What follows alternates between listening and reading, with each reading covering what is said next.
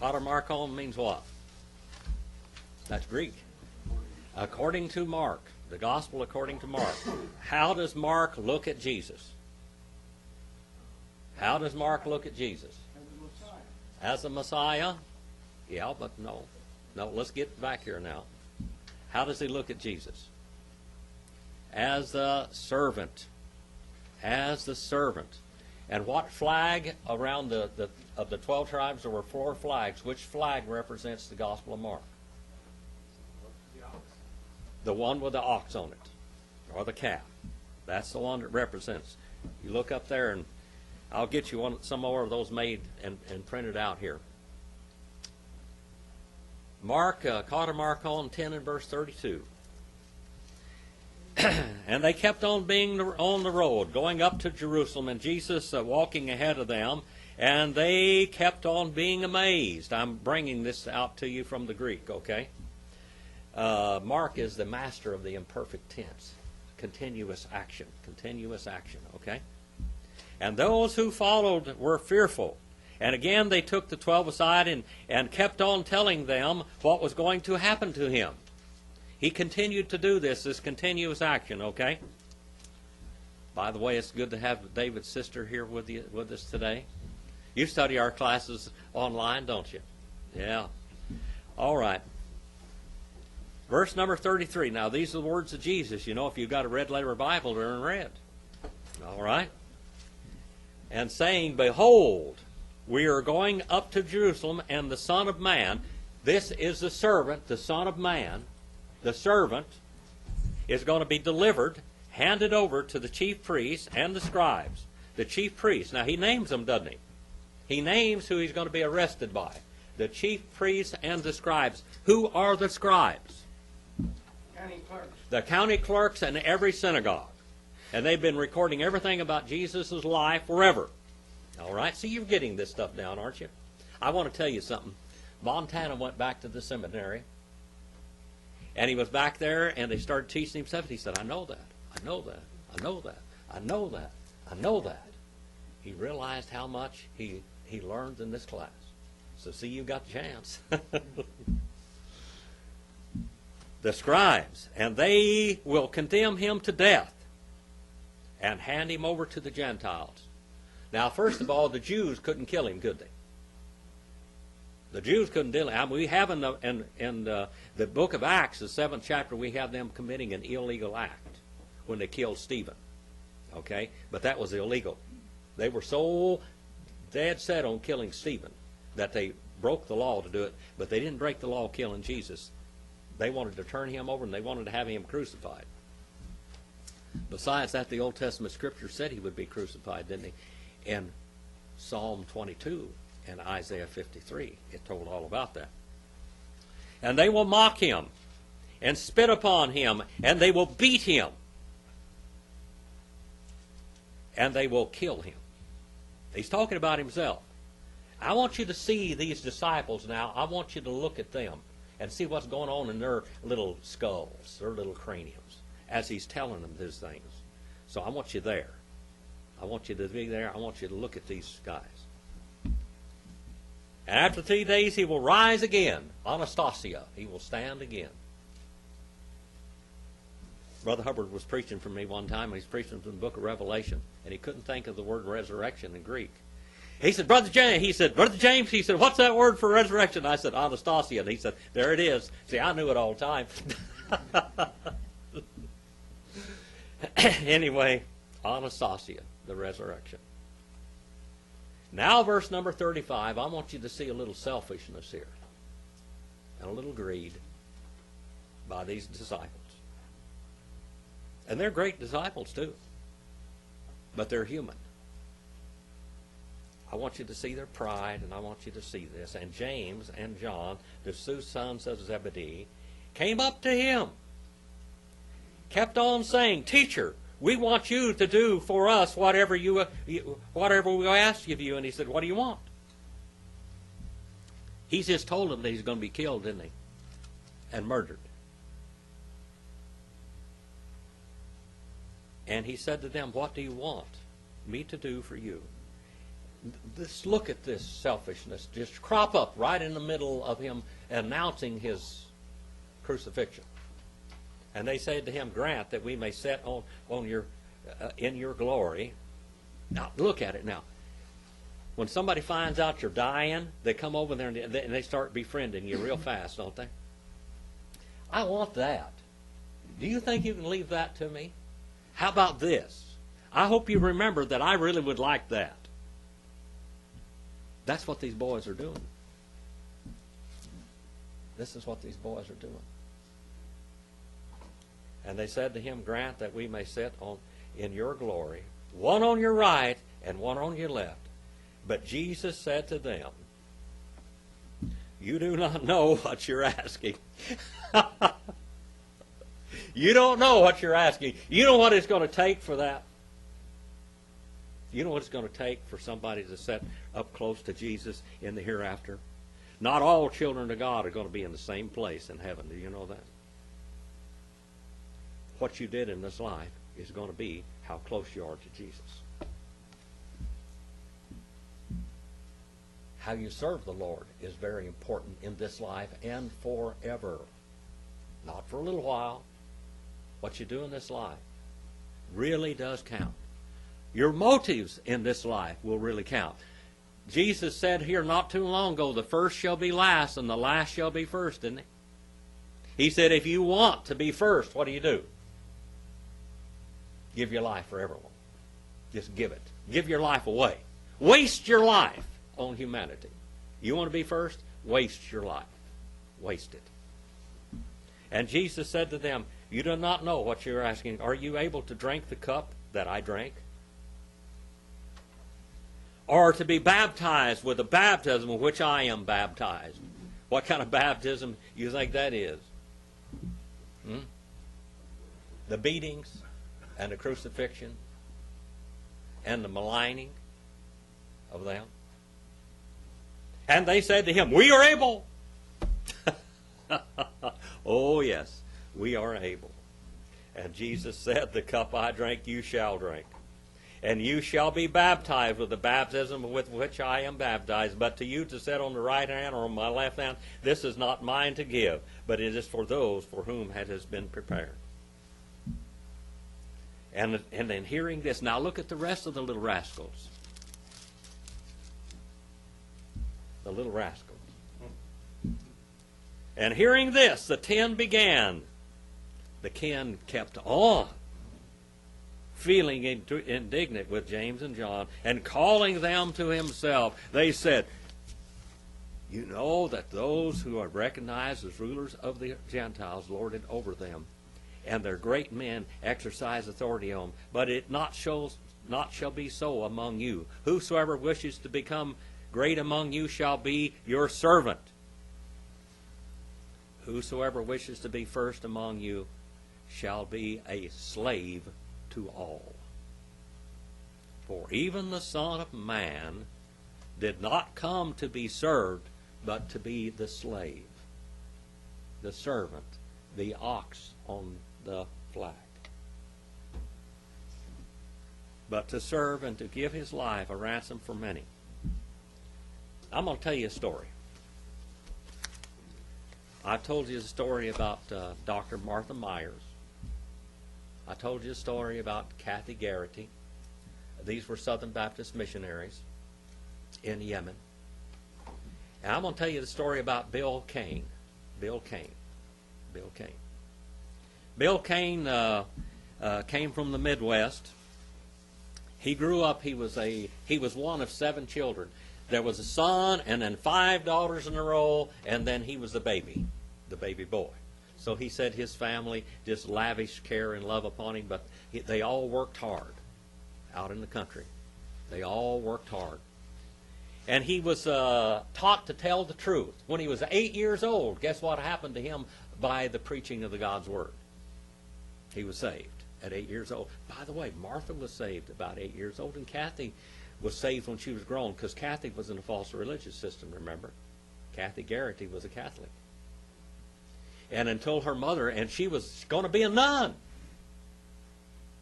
She had a calling of God. She felt a great calling of God, but after her mother died, she just got tremendously under conviction that the religion that she had was not enough to get to heaven. And she got saved. And she started studying, and the people that taught the Bible the most was the Baptists. So she started going to Baptists. She got Baptist baptism, and then she got a conviction late in life to go serve the Lord, and that place was Yemen. She went to Yemen also. Dr. Martha Myers, her father was a doctor. She didn't want to go into the medical field at all. She wanted to be a missionary. By the time she was 8 years old, she wanted to be a missionary. She wanted to be a missionary. And she was going to run away from the home when she was 12 years old and become a missionary in China. You know how kids are. Boy, don't you wish you had a child that wanted to be a missionary? Yeah. That bad? To run away from home and go out on a mission field when they were 12 years old? By the time she got to be 12 years old, she got a little smarter. And she realized that if she would become a doctor, that she could really serve the Lord. So she got A+s in school all the way through, and she became a doctor. And she went on a mission assignment one time by the Southern Baptists. They went to Yemen, and she went over there and she fell in love with those people. And she said, this is where I can do the most greatest work. In Yemen, they hadn't had any Christian witness there for 1,300 years. It wasn't allowed. When you go to Yemen, you go to any Muslim world, you can't pray in public. Do you know that? When we were going from Jordan into Israel, I was on a archaeological tour there in 1974 and 75. And one of these old-time preachers was on this tour. He went there, and he was pretty up in age at that time. I think he was about 70 years old or so. He got up, and we were waiting at the Allenby Bridge to get across. And he started singing, crossing over Jordan. Oh, and the leader jerked him down and said, sit down and shut up if you want to stay alive. We're not in a Christian world, fella. You better shut up. They'll shoot every one of us now. He didn't know that. We were in dangerous country. Over there, you're in danger. If you name the name of Christ, our missionaries that go over there in the Middle East, they can't pray out in public. Do you know that? They can't go in a restaurant and sit there and offer prayer in Jesus' name over their food. They got to shut up. They can watch these Muslims praying 5 times a day, but they can't do anything. They can't do anything. They can't show an outward. Well, Kathy Garrity, Dr. Martha Myers, all went into Yemen, where there wasn't any Christian witness for 1,300 years there at all. Nothing. The name of Christ was not mentioned as the only Savior of the world, only as a prophet of Allah. That's all. And that's a whole lot of difference there. I'm going to tell you something, people. Unless you believe that Jesus is Jehovah God and the Savior of the world and the Creator of the world, you're not going to get to heaven. He's not just a prophet of God. He's not just a good man. He is the Savior and the Creator of the world. Okay? Well, Bill Kane, William Edwin Kane, his name looks like Cohen there, but it's Kane. Cohen in Hebrew means what, girls and boys? Cohen. Priest. All right, thank you, brother. He got an A+ for today. He got saved. And he served the Lord in Baptist churches wherever he was. He met a girl later in life named Marty Walker and married her. And he worked as a carpenter, as a plumber, as a rotor-rooter guy, and all kinds of stuff in his life. He had a lot of facets that he did. He worked and he did everything out in the farm country in the Midwest where he was. He believed in hard work and honesty. That was what he was taught. He didn't bend the truth in any way. He was honest. People said of Bill Kane, He says, I thought I was honest and I thought I had integrity until I met him. Well, Marty got the call to the mission field, and she shared it with her husband, Bill. He became a manager of supermarkets, and they shipped him here and shipped him there, and wherever they went, they were working in a church, but he didn't have any call to the mission field at all. He just didn't feel like he was called to be a missionary at all. And he was very successful, a very good manager of men. He managed them by encouraging them. If somebody wasn't doing their job right, instead of firing them, he'd say, this is what I can do to help you. This is what you need to do. And he would lovingly show them. They called him the quiet giant. The most humble man. They said if gentleness is humility, then he was the most humble man in the world.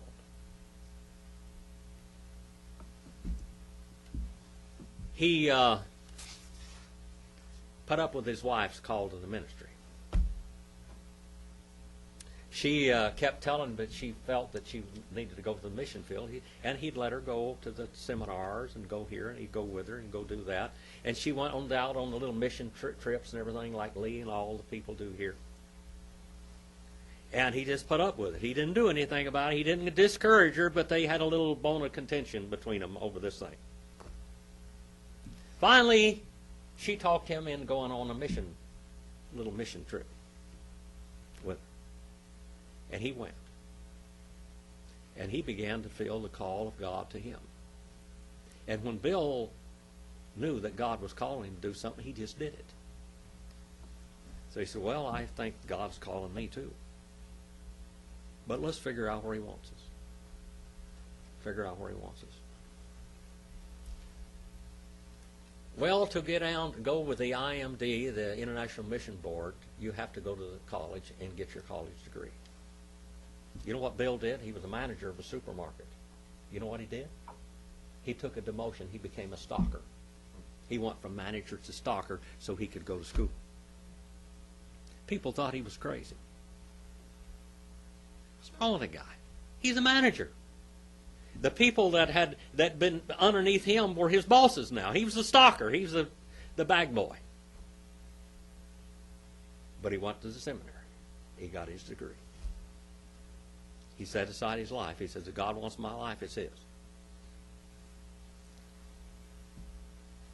All the time he was a carpenter. He loved to do carpentry work. And he said, well, this must be going to help me out on the mission field somehow or another. He finally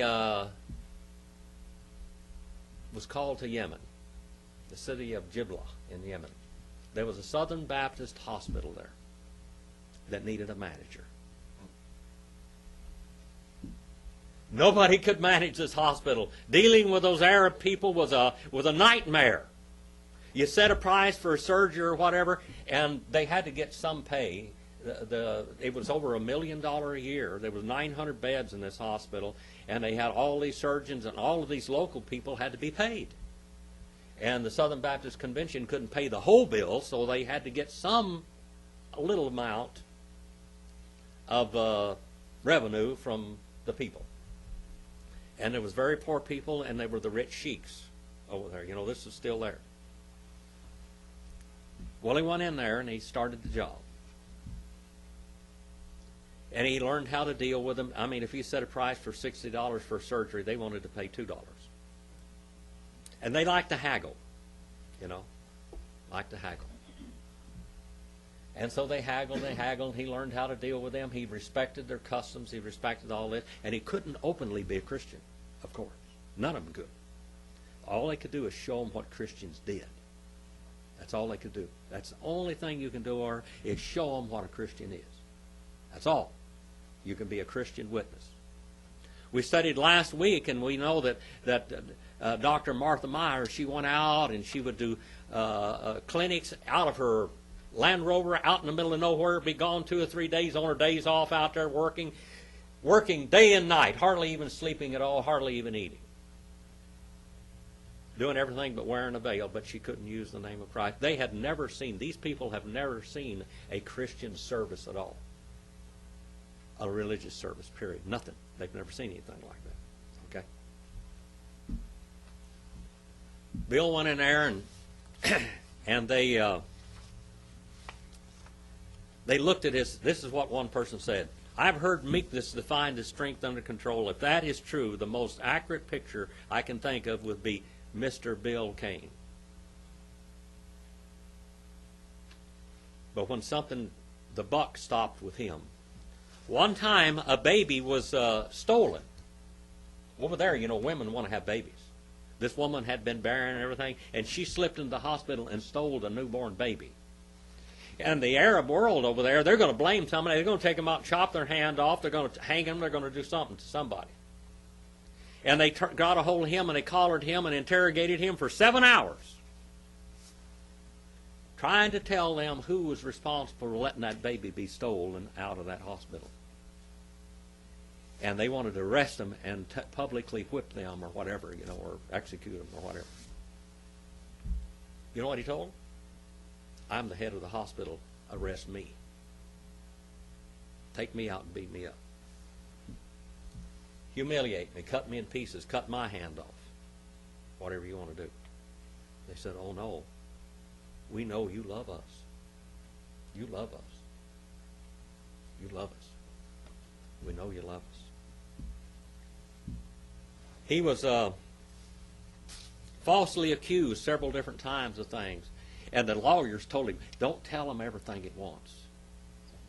He would go in there and he told them all the truth. And they were so flabbergasted at what he told them that they just sat back. Remember when Jesus said, we're looking for Jesus. He said, here I am. And they fell down. That's like what Bill did. He said, well, I'm a Christian. All this. He started telling them all this kind of stuff. They were so flabbergasted at his honesty they couldn't believe it. They lie a little bit. Bill didn't. Not a little bit. Not at all. When he was off work, he was making toys, making chairs, making things for people. He'd make little wooden toys, and he would sell them to the employees of the hospital and then take it and donate it back to the hospital or to. He had widow and orphan funds. People around there had no water. Of course, he was a plumber. Remember, he got to be Roto-Rooter guy back there in the Midwest. He goes out there, and here in the hospital compound, they're the only ones that got a water well and water. You know what he does? He goes out there and runs a water line out there and puts spigots out there on the outside of the fence so they can go get water. All kinds of little things of kindness he did. They didn't have to do. They didn't have to come and get a pass to get into the hospital compound. They had a faucet right out there on the outside. The women in the village could come and get the water. He helped them over and over again. All kinds of little things. They didn't have toys. He said, I love to make toys. He loved to work in his carpenter shop. And he was crippled in his back, his hips. He had to have double hip replacements, all kinds of stuff, but he just kept on going. There was an official came over there from an American ambassador came over here to this place in Gibla. And they were going to have a parade, and they were going to have an honorable deal. And the ambassador, the U.S. ambassador came there, and the local sheik that was in the head of all of this area right here, he said, you walk behind Mr. Bill. Mr. Bill will be in front. And the ambassador walks behind him. He loves us. We don't know who you are, but we know who he is. We know who he is. That guy kind of humiliated the American ambassador, but they got the idea. This is the man of God. This is the one that we love. One of the officials came there, one of the government officials from Yemen came to his carpenter shop, and he had this really elaborate toy that he had built, setting up on a shelf up there. He said, can I have that toy? He said, I want to ask you something. He said, you won't let me go to the orphanages to see the little children and to take gifts to the children and food and stuff like that. He said, I will give you that toy if you will let me open the door. He kept trying to go into the orphanages and deal with the children. He couldn't say anything about Jesus at all. They just know he was a Christian. That's all. But he wanted to go to those orphanages and take things for the children. And he said, I'll give you that toy if you'll open the door where I can go in the orphanages. So he got a door to go into the orphanages. And he took lots of toys to them. He said, it's real wonderful over there. In America, he said, if you make somebody a wooden toy or something, you know, they got a lot of other toys. He said little children would come to the hospital out in the centers, and when they'd come to the hospital the first time, they'd never seen a white doctor or American at all, and they'd never been in a hospital, and they're scared to death. They got to have a tooth pulled, or they're sick, they got pneumonia, appendicitis, something. And he'd have them little toys, and they could play with these little toys, and they'd forget about being sick because they had a toy in their hand, and they never had a toy before. And they got to take it home, too. That was part of it. Fringe benefits to go in the hospital and get a toy for your little kid. He went into hospitals, and he'd take little things to them. He said one time he took about 100 pounds of carrots, and those little kids were just eating those carrots, just stuffing those carrots in. He said, where could I go in America and take carrots into an orphanage and get this kind of reception and this kind of gratification, seeing these people in need? They're getting vitamin A and carrots, and they're happy. They were just gobbling those carrots now by the sackful. They were hungry. He did all of this. He couldn't evangelize anybody. He was like Santa Claus. When they saw him coming, it was like Santa Claus. But they didn't know who Santa Claus was. Santa Claus to them was Mr. Bill. Mr. Bill.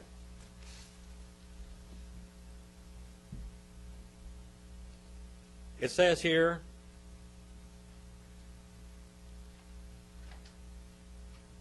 after he died, that people would bring pictures to them and show them toys and tables that he'd made for people's houses.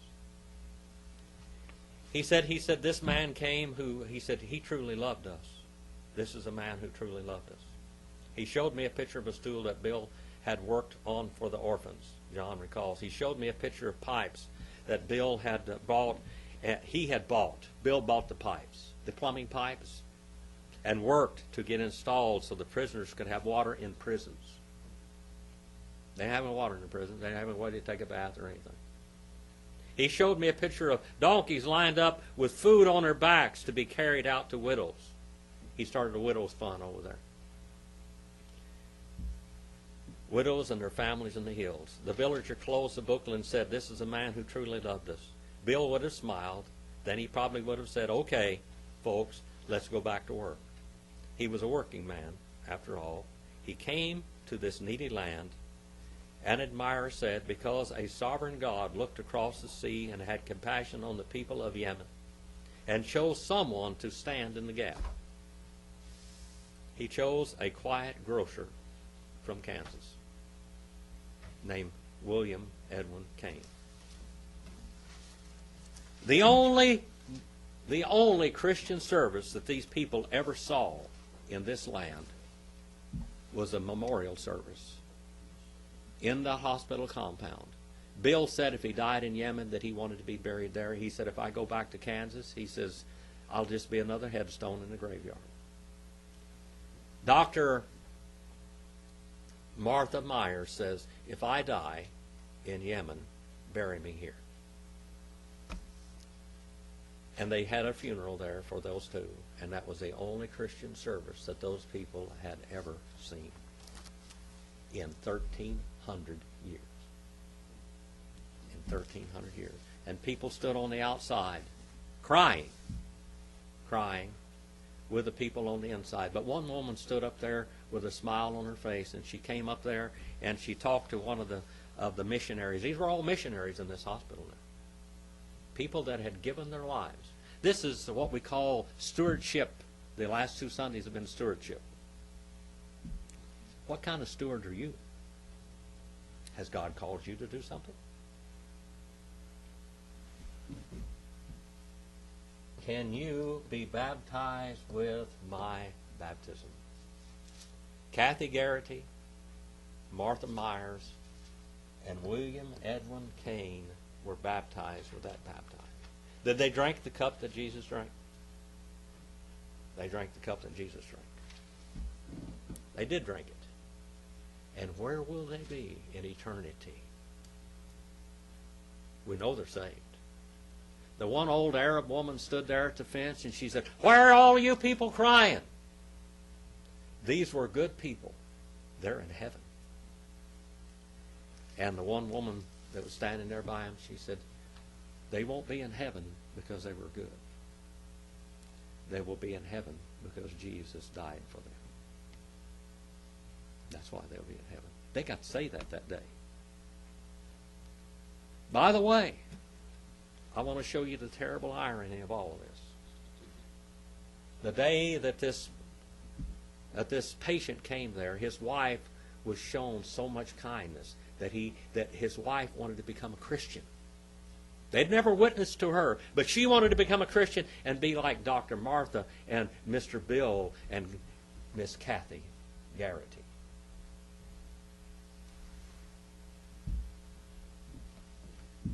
He was so angry that he went there and killed all three of them. He killed all three of them. And it was the last day that the hospital was open. They were going to close it the next day. That was the last day of operation. The last day of operation. They all died. The next day they would be going to some other place. Because the Yemeni government was going to take it over the next day. That was the last day of operation. I've talked to people that did the daylight bombing over Germany. How many of you have heard of that? That's probably too young for any of you. But in Germany, I talked to different people. Maryland talked to one pilot. His name is Sidney the other day on the deal. And when he went over to Germany, and he said the most dangerous missions was the last one. The last mission was the most dangerous mission that they made. They went over there. I knew a guy named Jackson and a guy named Lindy Lindorf. Both went over there. They said when they fly out of England, they'd take these big B-52s and B-17 bombers and stuff, and they go over there. And when they would land them back in England, when the airplanes would land, the wings would fall off them because they were shot out. The only thing holding those wings on was the wind. When they dropped, they were so shot full of holes they fell off. The last day. The last day of service. You know what Bill said? "I hope I can leave with honor." That's what he said. I want to leave with honor. Did he? Did he leave with honor? When you leave this world, will you leave with honor? Set your life aside. Do it. You're made out of the same stuff these people were made out of. Weren't you? You're made out of the same stuff. The church would like you the tithe. And I told you, everything that you have is God's. The tithe, that's what we give to Him. And I don't know whether they got little things to hand out or not or whatever they're doing. They asked me if I'd preached about this, and I said, yeah, I've been preaching on stewardship for about 16 years. Not just 1 week, not just 1 or 2 days. Last week I preached a little bit about this, stewardship, and now you got it again. What are you going to do with your life? You want to be a missionary? Maybe you're going to be called as a missionary in the middle of your life. Like Bill was. When he should have been retiring. Should have been reaping the benefits of his success in his life. He went to the mission field.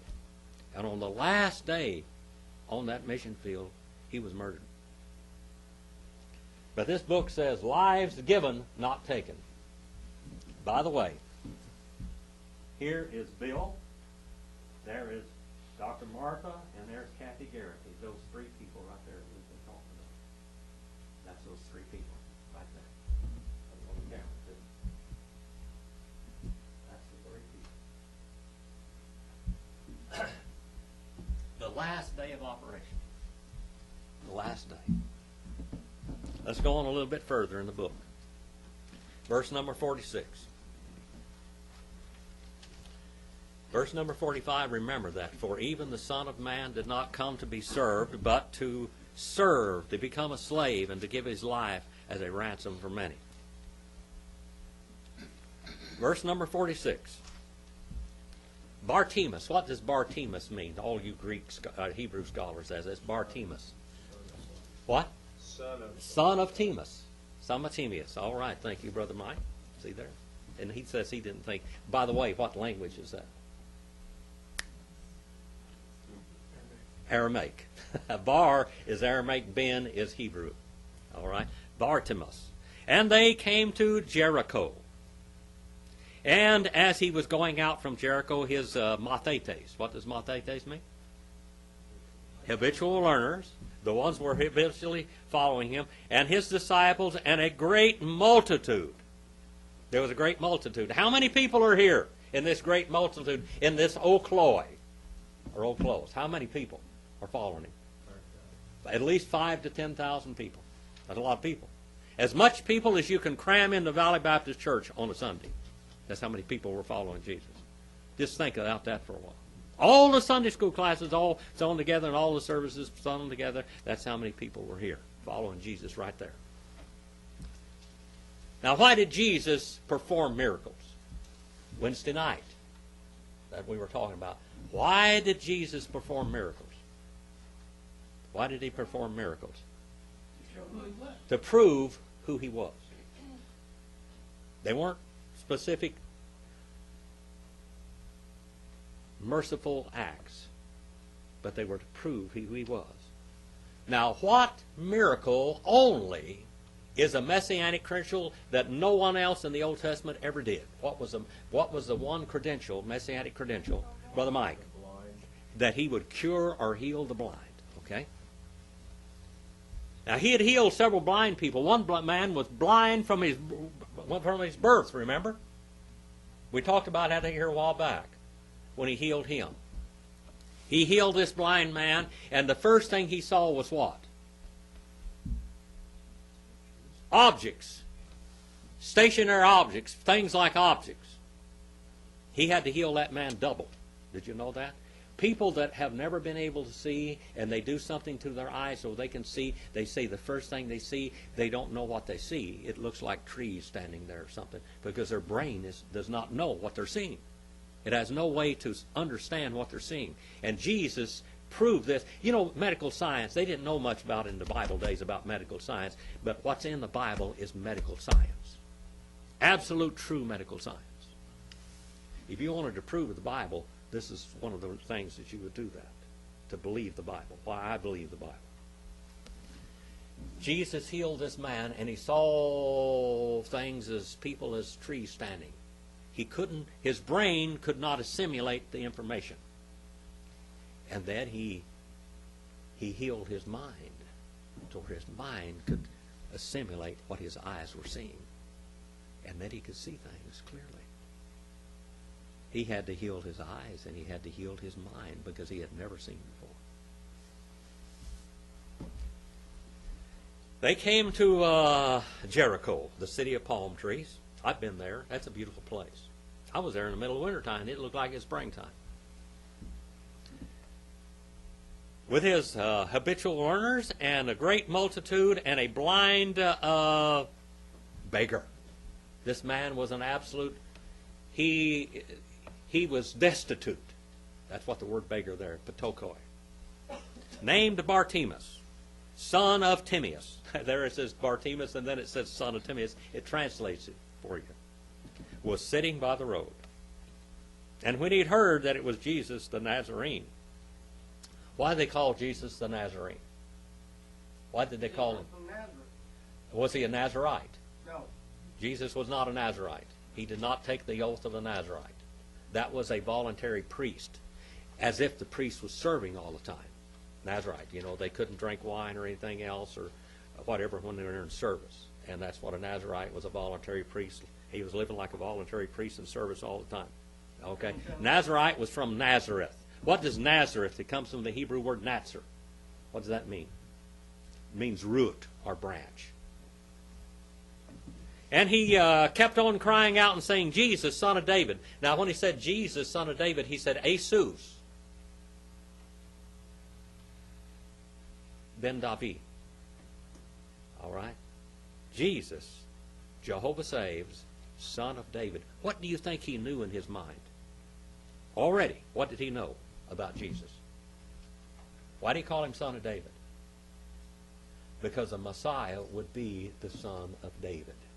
He would be, the Messiah would be the king of Israel, the son of David, and he should have been on the throne of Israel. This blind man, all of the rest of the Jews out there, all the rest of the Pharisees, and all the rest of the Sadducees, and all of those Levites, and all of those county clerks, the scribes, were blind. But this blind man knew that this man should have been on the throne, and that this man was the Messiah. They could see with their eyes, but with their hearts they were blind. Okay? Have mercy on me. And many were sternly telling him to shut up, shut your mouth. And he kept on crying out the more, Son of David, have mercy on me. And Jesus stopped and said, call him here. By the way, if you look at the Gospel of Mark, there's very few red letter words in the Gospel of Mark. Mark quotes Jesus very few times sparingly compared to the other Gospels. But when he quotes him, pay attention. When you see those red letters, if you got a red letter edition, pay attention. Those are Jesus' words. Call him here.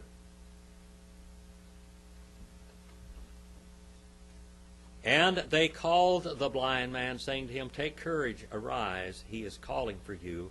And casting aside his cloak, he jumped up, and he came to Jesus, and answered him, saying, Jesus said to him, what do you want me to do for you? And the blind man said to him, Rabboni. Rabboni means what? Rabboni. Rabboni. What does it mean, Rabboni? Huh? My master teacher. That's in the possessive. That Rabboni, that's in the possessive mode. In Hebrew, you know that. That's my teacher, my rabbi, my teacher, my master teacher, my doctor Jesus. That's what he said. Mine, you're mine. I want to regain my sight. And Jesus said to him, go your way. Your faith has made you well. Go your way. And immediately he regained his sight. He regained his sight. He had seen one time. Something blinded this man. Something had blinded this man, and he regained his sight.